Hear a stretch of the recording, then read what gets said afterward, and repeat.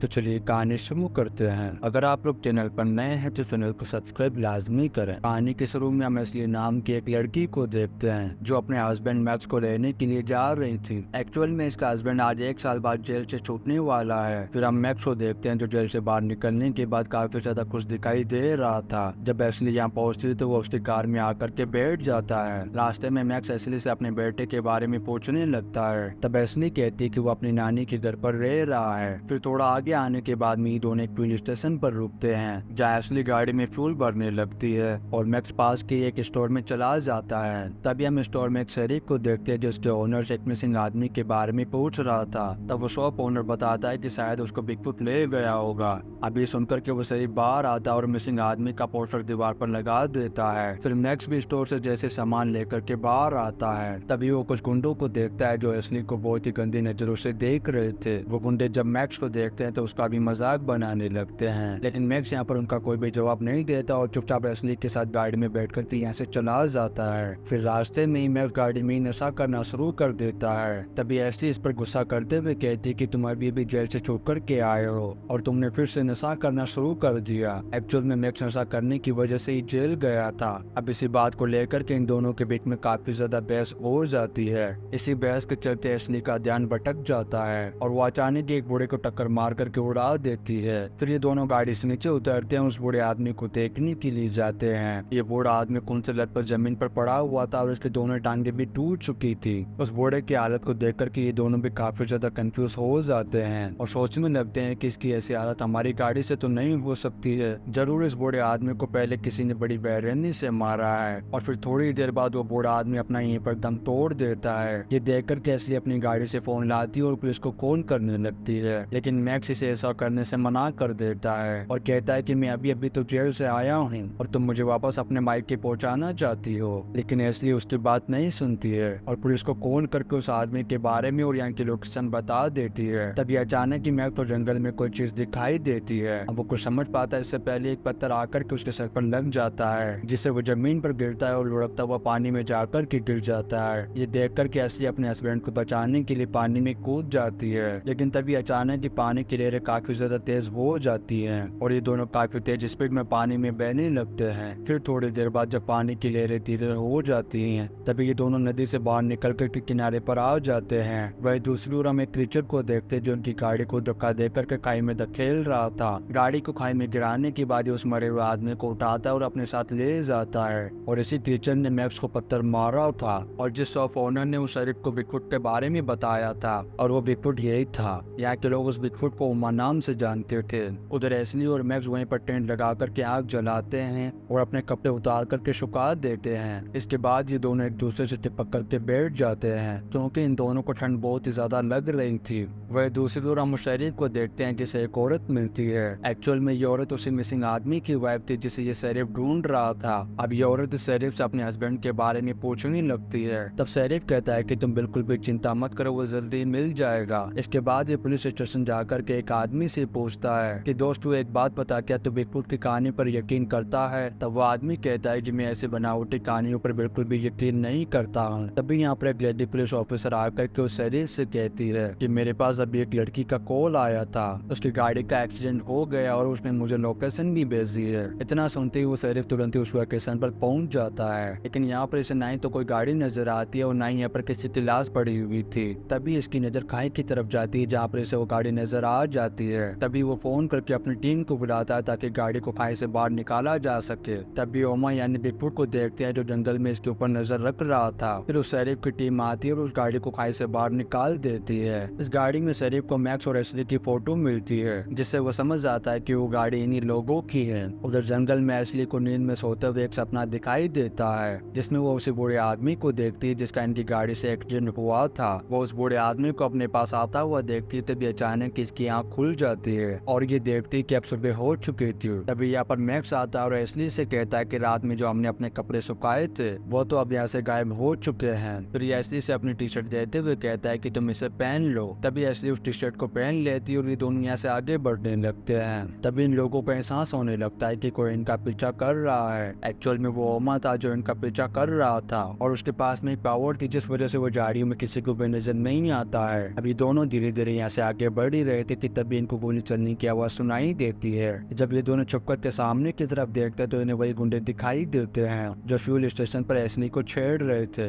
तभी यहाँ पर ये दोनों उन लोगों से मदद मांगने का फैसला करते हैं क्योंकि इनके पास में इसके अलावा कोई और रास्ता नहीं था। अब मैक्स एस्ली को वही झाड़ियों में छुपा करके अकेला ही उनसे मदद मांगने के लिए जाता है। तभी मैक्स इनसे फोन मांगता है ताकि ये मदद के लिए पुलिस को यहाँ पर बुला सके। तभी वो गुंडे कहते हैं कि अबे लंगूर, ये जंगल है, यहाँ पर सिग्नल नहीं आता है, इसलिए हम लोग फोन नहीं रखते हैं। इतना कहकर के ये लोग मैक्स का मजाक उड़ाने लगते हैं। उधर हम ओमा को देखते हैं जो एस्ली के पीछे आता है और उसके बाल काट करके ले जाता है। अब एस्ली को भी एहसास हो जाता है कि किसी ने इसके पीछे से बाल काटे हैं। इससे ये बहुत ही बुरी तरीके से डर जाती है और भाग करके मैक्स के पीछे आकर के चिपक जाती है। तभी इन गुंडों को पता चल जाता है कि लोंडिया भी इसके साथ ही है क्योंकि इन गुंडों को एस्ली के फ्यूल स्टेशन पर देख कर की नीयत खराब हो चुकी थी। अब यहाँ पर गुंडे इसका बलात्कार करने की प्लानिंग करने लगते हैं और मैक्स से कहते हैं कि तुम हमारे साथ चलो, हम तुम्हें बाहर निकलने का रास्ता बताते हैं। फिर थोड़ी दूर चलने के बाद ये लोग इन दोनों को घेर लेते हैं। उधर उस शरीफ को पता चल जाता है कि इस गाड़ी को धक्का देकर के खाई में गिराया गया था। उधर वो गुंडे मैक्स को मीठा चूतिया कहकर के उसका मजाक उड़ा रहे थे और इनमें से एक आदमी असली को देख करके गंदे गंदे कमेंट्स करने लगता है। अब यहाँ पर मैक्स को अंदर ही अंदर बहुत ही खतरनाक गुस्सा आ रहा था, लेकिन इन गुंडों की तादाद ज्यादा होने की वजह से ये कुछ भी नहीं बोलता है। इसके बाद इनमें से दो गुंडे इनका साथ छोड़ करके यहाँ से जाने लगते हैं। तभी इन्हें सामने झाड़ियों में से कुछ चीज दिखाई देती है। डर के मारे ये दोनों वापस अपने साथियों की तरफ वापस आने लगते हैं। तभी एक के बाद एक दो तीर आकर के इन गुंडों के गले पर लग जाते हैं, जिससे यहीं पर ये दोनों यहीं पर मारे जाते हैं।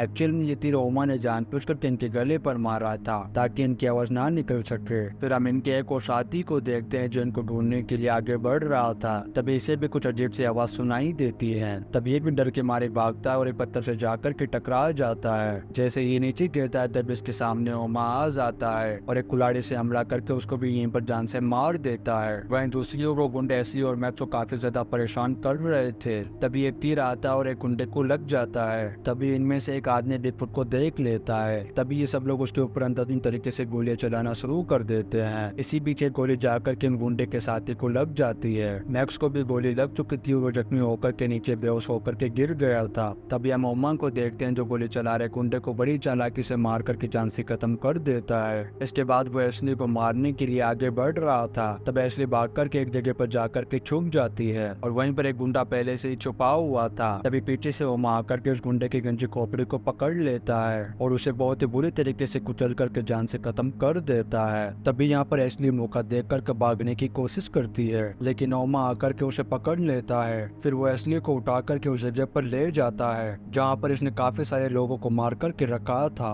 तभी पीछे से उन गुंडों का एक साथी ओमा के ऊपर गोली चला देता है जो ओमा के कंधे पर जाकर के लग जाती है। तभी ओमा उसका भी मुंह नोच करके उसे बेहोश कर देता है और उसे भी उठा करके अपने साथ ले जाता है। वहीं दूसरी तरफ हम उस शरीफ को देखते जो एक आदमी के साथ एक जगह पर आता है क्योंकि यहाँ पर एक औरत बीमार थी और उसके घर में कुछ रिचुअल होने वाला था। वहीं दूसरी ओर एक भयानक मिस्टीरियस बूढ़ी औरत मैक्स को उठा करके अपने साथ ले जाती है। ये खौफनाक दिखने वाली औरत मैक्स को अपने घर पर ले जा करके उसका इलाज करने लगती है। उधर एस्ली को जैसे ही होश आता है वो अपने आसपास बहुत सारे लाशों को देख करके काफी ज्यादा डर जाती है। वहीं दूसरी ओर हम उस शरीफ को रिचुअल में बैठते हुए देखते हैं जहाँ पर इसे एक ड्रिंक पीनी पड़ती है। उस ड्रिंक को पीने के बाद शरीफ को चक्कर आने लगते हैं और यहीं पर बैठे हुए लोगों की शक्लें इसे काफी अजीब तरीके की दिखाई दे रही थी। तभी वो जादूगर औरत उस बीमार औरत का पेट फाड़ करके उसे ठीक कर देती है और ऐसा करने पर उसे बिल्कुल भी दर्द महसूस नहीं होता है। इस दौरान शरीफ को भी काफी ज्यादा चक्कर आ रहे थे और ये उठ करके घर से बाहर आ जाता है। फिर हम मैक्स को देखते हैं जब सुबह इसकी आंख खुलती है तो वो उस शरीफ को देखता है जो इसके सामने बैठा हुआ था। तभी यहाँ पर मैक्स शरीफ से अपनी वाइफ एस्ली के बारे में पूछने लगता है। तब वो शरीफ बिगफुट के बारे में बताते हुए कहता है कि ये पहले हमारे पुराने कबीलों के लीडर हुआ करते थे,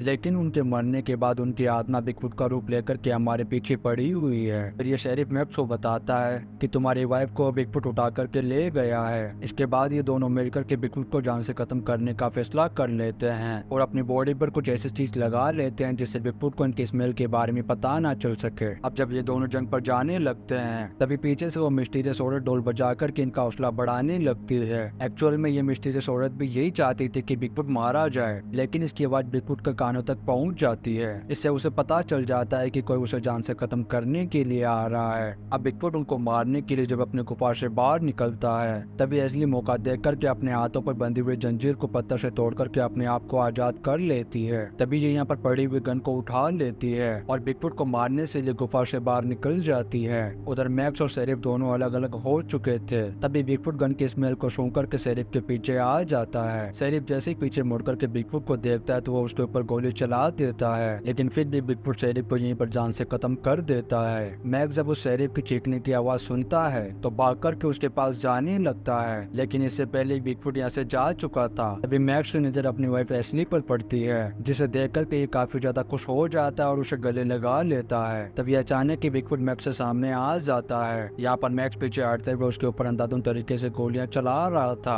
तभी बिगफुट मैक्स के पास आता है और उसकी गर्दन पकड़ करके उसे ऊपर उठा देता है। तब मैक्स उसके हाथ को काट करके अपने आप को छुड़ा लेता है। अब मैक्स जैसे ही भागने लगता है तभी बिगफुट के लगाए हुए ट्रैप में उसका पैर फंस जाता है। तभी बिगफुट दोबारा से इसे पकड़ लेता है। मौका देखते ही मैक्स यहाँ पर एक पत्थर उठा लेता है और बिगफुट के सर पर तब तक वार करता है जब तक उसकी मौत नहीं हो जाती है। वहीं दूसरी ओर एशली भागते हुए हाईवे तक पहुंच जाती है ताकि वो मदद ला सके। इधर मैक्स को अचानक के बहुत सारे तीर आकर के लग जाते हैं जो ओमा के कबीले के टीचर्स ने मारे थे, जिस वजह से मैक्स की अब यहीं पर मौत होने वाली थी। इसी सीन के साथ ये कहानी प्राइमल रेज यहीं पर खत्म हो जाती है। वीडियो कैसा लगा आप लोग कमेंट करके लाजमी बताएं। अगर आप लोग चैनल पर नए हैं तो चैनल को सब्सक्राइब लाजमी करें। आप लोग वीडियो को like and comment share and subscribe लाजमी करें। मिलते हैं नेक्स्ट वीडियो में।